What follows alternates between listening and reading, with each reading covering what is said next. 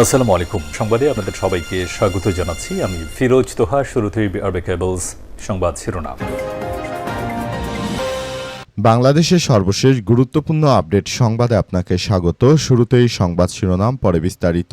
প্রথমে জানাবো, সরকার সার সংকটের অভিযোগ এড়াতে চাইছে বললেন নাহিদ ইসলাম। সারের জন্য কৃষকদের ভোগান্তি থাকলেও সরকার এসব অভিযোগ এড়াতে চাইছে বলে জানিয়েছেন বিরোধী দলীয় চিফ হুইপ নাহিদ ইসলাম। এছাড়াও বিএনপি সরকার ক্ষমতা আসার পর সারা দেশে গ্যাস ও বিদ্যুৎ দিতে না পারার কারণে মূলত দেশ জুড়ে এক ভয়াবহ বিপর্যয়কর পরিস্থিতির সৃষ্টি হয়েছে। এই পরিস্থিতি থেকে আমাদেরকে বের হয়ে আসতে হবে, তাছাড়া আর কোনো বিকল্প পদ্ধতি আমাদের হাতে নেই। এই মুহূর্তে বর্তমান সরকার যে ধরনের কার্যক্রম চালাচ্ছে সেটা আমাদের জন্য খুবই এক ভয়াবহ বিপর্যয়।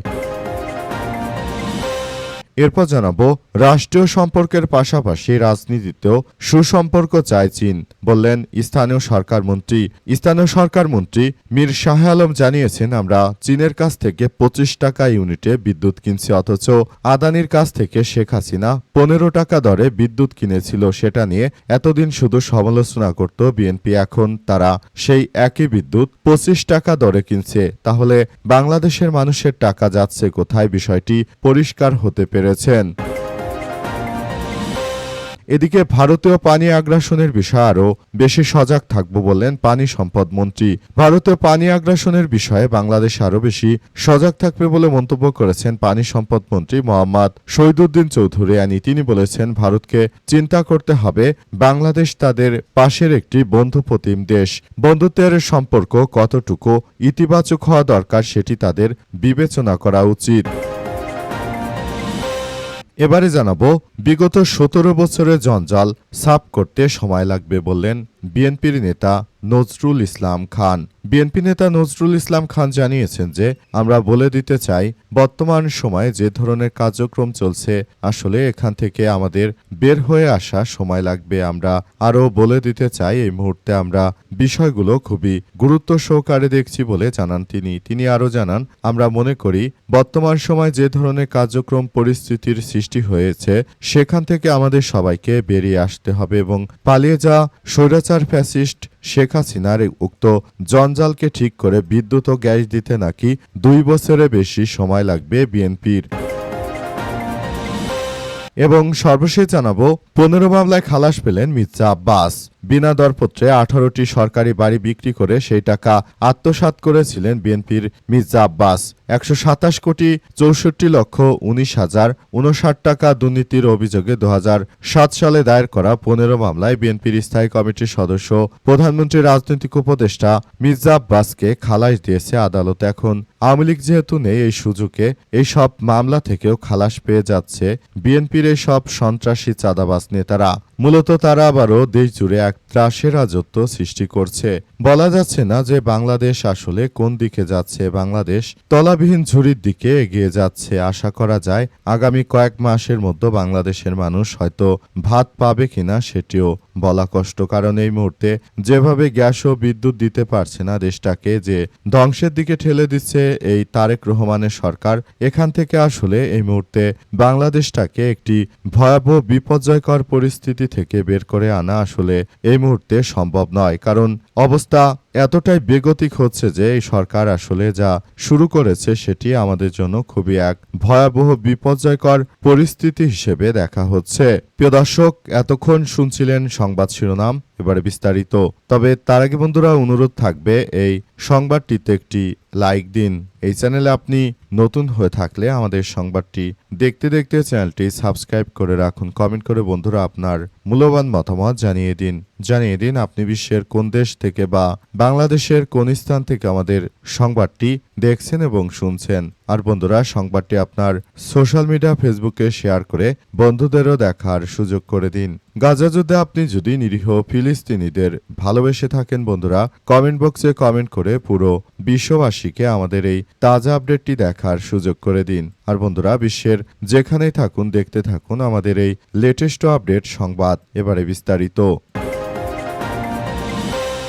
বর্তমান সময়ে যে সংকটগুলো চলছে সেগুলো স্বীকার করতে চাইছে না বিএনপির সরকার বলে জানিয়েছেন বিরোধী দলীয় চিফ হুইপ নাহিদ ইসলাম। তিনি আরও জানিয়েছেন যে এই সরকার ক্ষমতা আসার পর থেকেই তারা যেভাবে মিথ্যাচার শুরু করেছে, তারা যেভাবে সারা দেশ জুড়ে এই ভয়াবহ বিপর্যয়কর পরিস্থিতির সৃষ্টি করেছে, আসলে এটা কিভাবে বাংলাদেশ চলবে সেই বিষয়গুলো আসলে পুরো দেশবাসীর কাছে অবশ্যই পরিষ্কার করা উচিত। কিন্তু আমরা দেখতে পাচ্ছি বিএনপি সরকার সংকটগুলোকে পাশ কাটিয়ে তারা এমন একটা ভান ধরছে যাতে করে মনে হচ্ছে যে এই দেশ পুরোপুরি সফলভাবে চলছে, দেশে কোনো সংকট নেই। কিন্তু আমরা দেখতে পাচ্ছি বর্তমান সংকটের পরিমাণ এতটাই তীব্র থেকে তীব্র হচ্ছে যে পুরো দেশটাকে এক ভয়াবহ বিপর্যয়কর পরিস্থিতির মধ্যে ঠেলে দেওয়া হচ্ছে। এ অবস্থা চলতে থাকলে বাংলাদেশ আসলে কখনোই রান করতে পারবে না বলে জানান নাহিদ ইসলাম। তিনি মনে করেন বর্তমান সময়ে যদি একটি ভালো সুন্দর রাষ্ট্র পরিচালিত হতে হয় তাহলে অবশ্যই আমাদেরকে আরও বেশি সজাগ দৃষ্টি রাখতে হবে, তাছাড়া কোনো বিকল্প নেই। এখন আমরা আরও বেশি সতর্ক অবস্থায় রয়েছি বলে এমন কথা উল্লেখ করা হয়েছে। নাহিদ ইসলাম বলেন বিএনপি সরকার আসলে যেটা শুরু করেছে সেটা আসলে কোনোভাবেই আর আমরা মেনে নিতে পারবো না বলে জানান তিনি। রাষ্ট্রীয় সম্পর্কের পাশাপাশি রাজনীতিতেও সুসম্পর্ক চায় চীন বললেন স্থানীয় সরকার মন্ত্রী। রাষ্ট্রীয় সম্পর্কের পাশাপাশি রাজনৈতিক সম্পর্কেও বিএনপির সঙ্গে চীন সুসম্পর্ক বজায় রাখবে বলে জানিয়েছে স্থানীয় সরকার প্রতিমন্ত্রী মীর শাহে আলম। আজ সচিবালয়ে স্থানীয় সরকার মন্ত্রী ডক্টর আব্দুল মঈন খান এবং প্রতিমন্ত্রী মীর শাহে আলমের সঙ্গে চীনের রাষ্ট্রদূত ইয়াওয়েনের সাথে বৈঠক শেষে প্রতিমন্ত্রী এই কথা জানিয়েছেন। বৈঠক শেষে স্থানীয় সরকার প্রতিমন্ত্রী বলেন স্থানীয় সংকট মোকাবেলা বিকল্প জ্বালানি আমরা সবকিছু চীনের সঙ্গেই করতে চাই বলে জানিয়েছেন তিনি। অর্থাৎ বিএনপি সরকার এখন চীনের কাছ থেকে অনেক বেশি টাকা দিয়ে তারা জ্বালানি কিনতে চাইছে। অর্থাৎ বিএনপি সরকার এই মুহূর্তে চীনের কাছ থেকে প্রতি ইউনিট 25 টাকা দরে বিদ্যুৎ কিনছে, অথচ শেখ হাসিনার সময় বাংলাদেশে মাত্র 15 টাকা প্রতি ইউনিট বিদ্যুতের দাম ছিল। যেটা আমরা দেখেছি বিগত সরকার আসলে মাত্র 25 টাকা দরে বর্তমান সরকার যে বিদ্যুৎ কিনছে সেসব বিষয় নিয়ে কেউ কথা বললে সবার উপর দোষারোপ করা হচ্ছে, অথচ শেখ হাসিনা সরকার মাত্র 15 টাকা দরে তিনি ভারতের আদানির কাছ থেকে বিদ্যুৎ কিনেছিলেন, অথচ এখন সেটি বর্তমান সময়ে এই বিএনপি সরকার আসলে নতুন করে সেটি কিনছে চীনের কাছ থেকে মাত্র 25 টাকা দরে। কোথায় 15 টাকা আর কোথায় 25 টাকায় থেকেই বোঝা যায় যে এই সরকার দেশকে এক ভয়াবহ বিপর্যয়ের দিকে ঠেলে দিচ্ছে। এখান থেকে বাংলাদেশকে রক্ষা করার মতো হয়তো বা কেউ নেই এই মুহূর্তে। এটা যদি চলতে থাকে তাহলে এই ভয়াবহ বিপর্যয়কর পরিণতির জন্য বর্তমান সময়ে সবাইকে আরও বেশি সতর্ক ও সজাগ থাকার প্রতি উদাত্ত আহ্বান জানানো হয়েছে।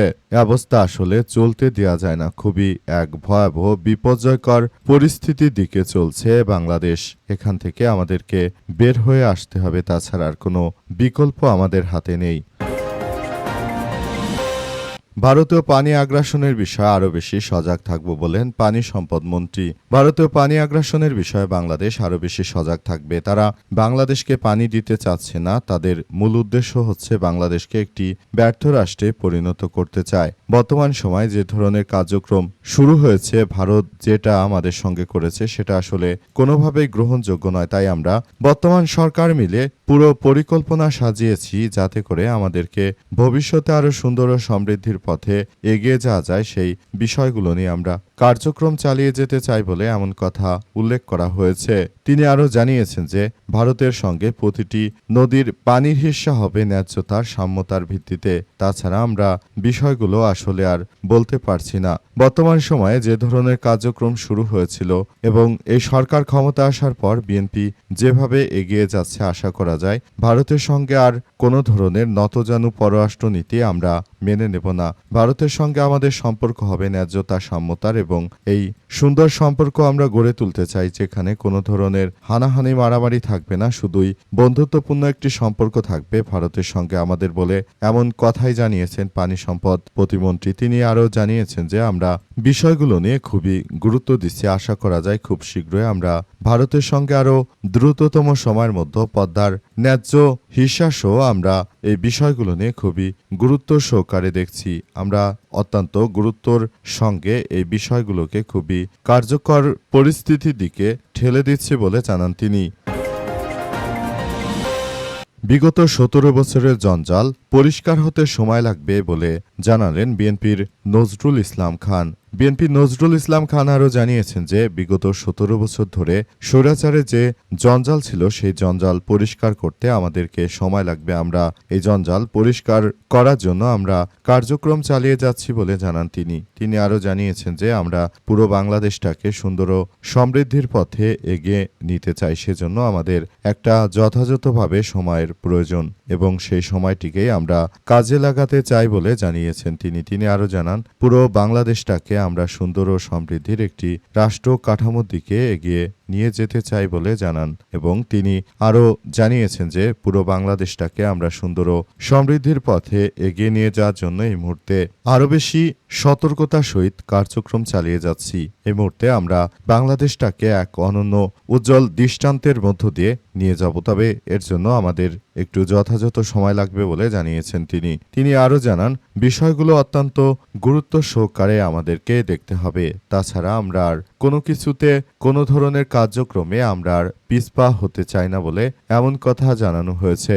বর্তমান সময়ে বিগত ১৭ বছরের ফ্যাসিবাদ সরকার যে ধরনের জঞ্জাল এবং কার্যক্রম শুরু হয়েছে সেখান থেকে আমাদেরকে আরও বেশি সক্রিয়ভাবে কার্যক্রম ভূমিকা পালন করতে হবে এবং আমাদেরকে আরও বেশি সক্রিয় ভূমি পালন করতে হবে বলে এমন কথা জানানো হয়েছে। বর্তমান সময়ে পুরো বিষয়গুলো আমরা খুবই গুরুত্ব সহকারে দেখছি বলে জানান তিনি। এই অবস্থার মধ্য দিয়ে সবাইকে বলে দিতে চাই যে আমরা এই মুহূর্তে খুবই গুরুত্বপূর্ণ বিষয়গুলো আমরা নিয়ে যাচ্ছি এবং আমরা বর্তমান সময় বিএনপি ক্ষমতায় আসার পর থেকে নানাভাবে যে সমস্যাগুলোর সম্মুখীন হচ্ছিল সেখান থেকে পুরো রাষ্ট্র কাঠামোকে আমরা ঘুরে দাঁড়ানোর ক্ষেত্রে খুবই গুরুত্ব সহকারে আমরা প্রতিটি পদক্ষেপ নিচ্ছি বলে এমন কথা জানানো হয়েছে।